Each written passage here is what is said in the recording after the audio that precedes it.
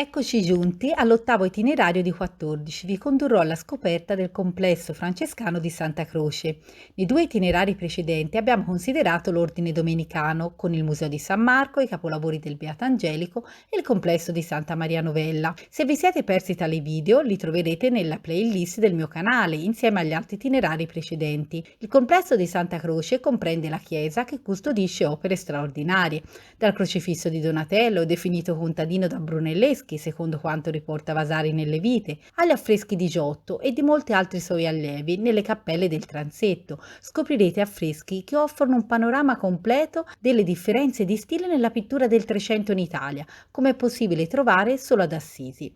La chiesa è inoltre luogo di illustri sepolture, cantate anche nei sepolcri del Foscolo. Straordinaria è la Cappella Pazzi, il complesso museale che ospita il celebre crocifisso di Cimabue, rovinato dall'alluvione di Firenze del 4 novembre del 1966. Ma cominciamo per gradi. Siamo nel periodo in cui sorgono gli ordini mendicanti, proprio nel XII-XIII secolo, perché la Chiesa è in crisi. Nascono così gruppi di eretici con lo scopo di risvegliare il vero spirito cristiano, come una reazione all'eccessiva ricchezza, ai lussi, all'allontanamento dalle sacre scritture e al coinvolgimento nella politica della Chiesa di Roma, che all'epoca pretendeva supremazia su re e nazioni. Gli eretici erano perseguitati con torture e pena di morte.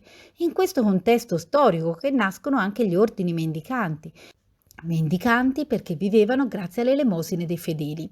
La Chiesa capisce l'importanza di dare voce a questa realtà che, a differenza delle sette eretiche, non si mettevano contro la Chiesa.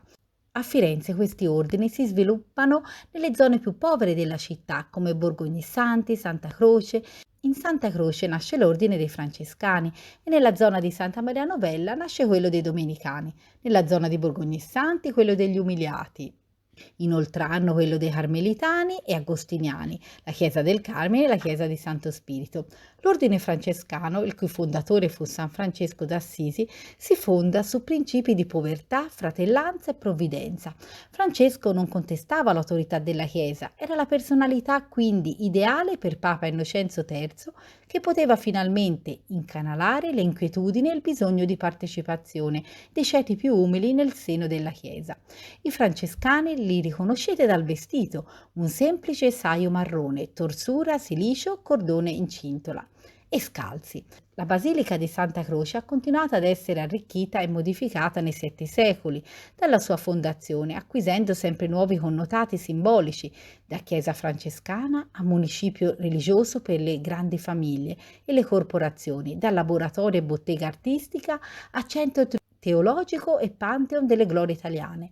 Nel 1966 l'alluvione di Firenze inflisse gravissimi danni al complesso della basilica e proprio del convento, situati nella parte più bassa di Firenze, tanto da diventare tristemente nota come simbolo delle perdite artistiche subite dalla città, soprattutto con la distruzione del crocifisso di Cimabue, ma anche della sua rinascita dal fango attraverso la capillare opera di restauro e conservazione, un crocifisso che ha perduto gran parte della sua superficie pittorica, ma che mantiene intatta la sua potenza.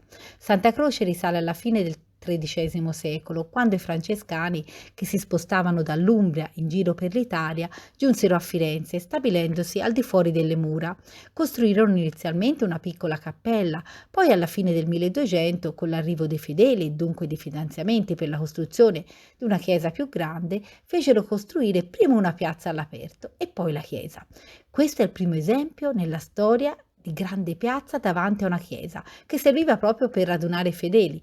Prima di questa, le chiese medievali si affacciavano invece su piccole piazze. L'interno, come prevede l'idea di povertà dei francescani, è spoglio e le dimensioni sono dovute alla necessità di comunicare con il maggior numero di credenti. Il progetto iniziale è opera di Arnolfo di Cambio, che però non terminò il lavoro. La facciata infatti venne realizzata alla fine dell'Ottocento, quando Firenze era capitale, da Niccolò Matas in stile neogotico.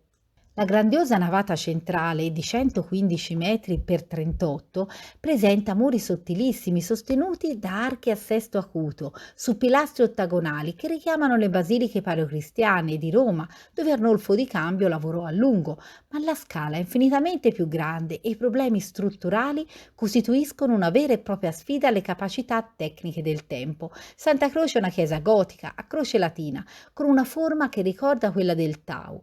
Il simbolo dei francescani è divisa in 3 navate e un transetto. Si eleva verso l'alto ed è molto luminosa per le numerose vetrate a sesto acuto, tipiche proprio dello stile gotico. Possiamo però definire il gotico fiorentino mediato, perché l'elevazione della chiesa verso l'alto è interrotta da una cornice marcapiano. Prima della Controriforma nelle chiese si trovava una parte riservata al clero e una riservata al popolo, divise da un tramezzo fatto eliminare da Giorgio Vasari dopo il Concilio di Trento.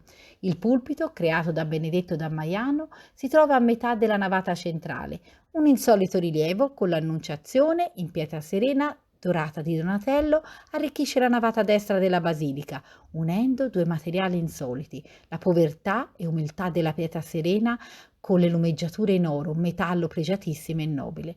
Vi è anche un monumento commemorativo al drammaturgo del XIX secolo, Giovan Battista Niccolini, a sinistra dell'entrata, che si ritiene sia stato di ispirazione per la Statua della Libertà.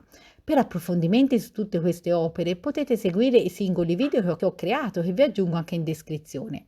La cappella maggiore si differenzia dalle altre cappelle per grandezza. Fin dall'inizio le principali famiglie fiorentine pagarono per farsi costruire delle cappelle e per farle affrescare da artisti importanti per poter inserire le loro tombe.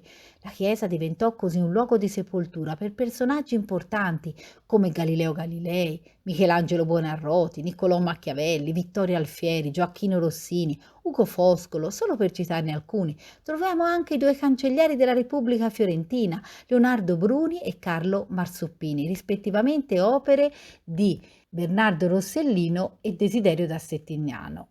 Vi è anche un monumento commemorativo a Dante, ma il suo sarcofago è vuoto, è stato sepolto infatti a Ravenna dopo il suo esilio da Firenze, quindi è un cenotafio.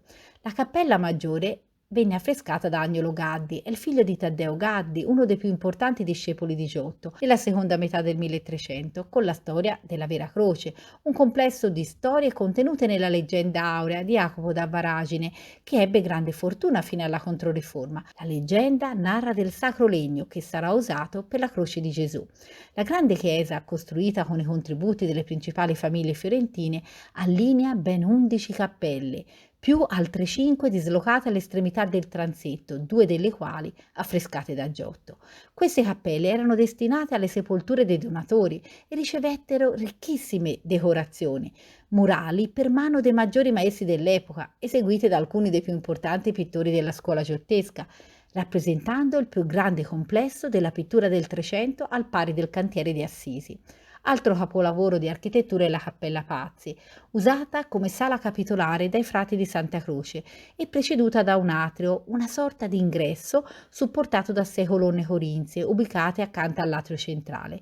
Ha una forma rettangolare che contiene una sala quadrata, coperta da una cupola a forma di ombrello. La cappella fu commissionata a Brunelleschi da Andrea De Pazzi nel 1429, ma i lavori si protrassero a lungo anche dopo la morte dell'architetto nel 1446 e non venne mai ultimata perché la famiglia subì le conseguenze della congiura ordita contro i medici da Jacopo e Francesco De Pazzi. Nel corso dell'agguato, Giuliano, il fratello di Lorenzo il Magnifico, fu ucciso proprio in Duomo durante la messa del 26 aprile del 1478.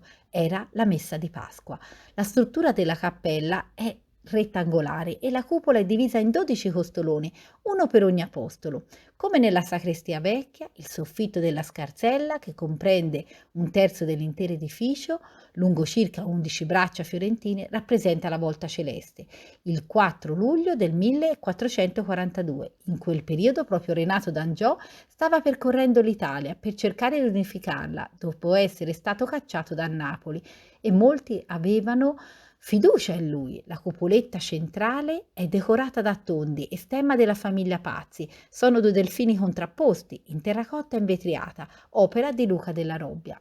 La sagrestia è un grande ambiente, coperta a capriate e ricco di affreschi. Gli armadi lignei sono quattrocenteschi ed espongono oggi reliquari e corali miniati. Sulla parete sud troviamo una serie di affreschi con scene della vita di Cristo eseguite da alcuni dei più importanti pittori della scuola ciottesca.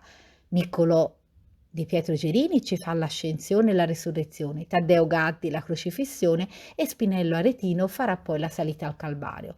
La parete ovest del refettorio è dominata dalla grande serie di affreschi sempre di Taddeo Gaddi, che la ricoprono interamente, risalgono al 1333.